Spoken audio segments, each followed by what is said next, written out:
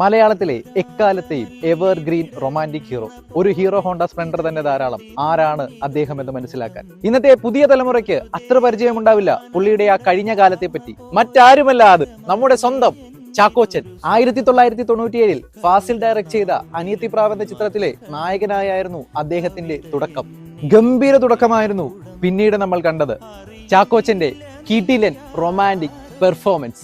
എന്തിനേറെ പറയുന്നു, ചാക്കോച്ചനും ശാലിനിയും കല്യാണം കഴിക്കണം എന്ന് വരെ ചിന്തിച്ചിരുന്ന ഒരു ബാല്യം നമുക്കൊക്കെ ഉണ്ടായിരുന്നു. അത്രയേറെ ഓളം ഉണ്ടാക്കിയിട്ടുണ്ട് ഈ കോമ്പിനേഷൻ. നിറം, കസ്തൂരിമാൻ, മഴവില്ല്, പ്രിയം, അങ്ങനെ എണ്ണിയാൽ തീരാത്ത ഒരുപാട് ഹിറ്റുകൾ. ആ കാലഘട്ടത്തിൽ ചാക്കോച്ചനോട് ഏറ്റവും കൂടുതൽ ദേഷ്യം തോന്നിയിട്ടുണ്ടാവുക അദ്ദേഹത്തിന്റെ വീട്ടിൽ ലെറ്ററുമായി വരുന്ന പോസ്റ്റ്മാൻ ആവണം. കാരണം അത്രയേറെ ലെറ്റർ ആയിരുന്നു ചാക്കോച്ചന്റെ പേരിൽ ദിവസവും വന്നുകൊണ്ടിരുന്നത്.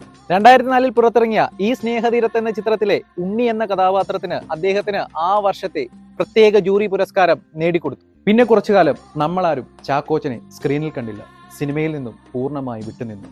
2008 ലോലിപോപ്പ് എന്ന ചിത്രത്തിലൂടെ തിരിച്ചു വന്ന ചാക്കോച്ചൻ 2010 സിനിമയിൽ സജീവമായി. പിന്നെ നമ്മൾ കണ്ടത് പഴയ ചാക്കോച്ചനെ അല്ല, റൊമാൻസ് മാത്രമല്ല ഹീറോയിസവും തനിക്ക് പറ്റുമെന്ന് പുള്ളി നമ്മളെ കാണിച്ചു തന്നു. ഓഫീസർ ഓൺ ഡ്യൂട്ടിയിലെ പോലീസ് റോളും ചാവേറിൽ അശോകനായും നമ്മളെ ഞെട്ടിച്ചെങ്കിലും ഒരു ദുരൂഹ സാഹചര്യത്തിലെ സേതുവായി അദ്ദേഹം തകർക്കുകയായിരുന്നു. ഇതിൽ നിന്നൊക്കെ വ്യത്യസ്തമായിരുന്നു എന്നാ താൻ കേസ് കൊടുക്കുന്ന ചിത്രത്തിലെ കൊഴുമൽ രാജീവനായി അദ്ദേഹം നമ്മുടെ മുമ്പിലേക്ക് എത്തിയത്. ഇനിയും നല്ല വെറൈറ്റി ക്യാരക്ടേഴ്സ് ചാക്കോച്ചനെ തേടിയെത്തട്ടെ, നന്നായി പെർഫോം ചെയ്യാൻ പുള്ളിക്ക് സാധിക്കട്ടെ. എന്തോ ഒരു പ്രത്യേക ഇഷ്ടമാണ് നമ്മൾ മലയാളികൾക്ക് ഈ മനുഷ്യനോട്, നമ്മുടെ സ്വന്തം ചാക്കോച്ചനോട്.